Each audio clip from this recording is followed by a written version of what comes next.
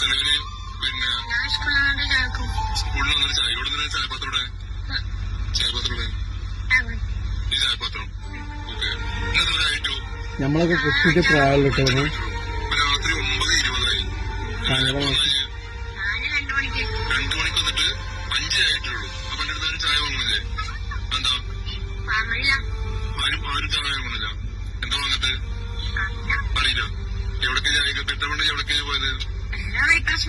Bypass കൊണ്ടുപോയി. എന്നിട്ടോടൊന്നും ചായ വാങ്ങിയിട്ടില്ല. എത്ര ചായ വാങ്ങിയിട്ട്? ആകെ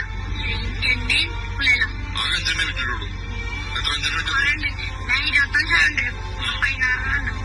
ഇനി 16 വാങ്ങിയിട്ടുണ്ട്.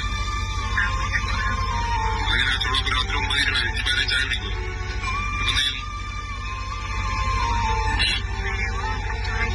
കച്ചവടത്തിലേക്ക് വലിയ പോകണം. അപ്പൊ നഷ്ടമല്ലേ?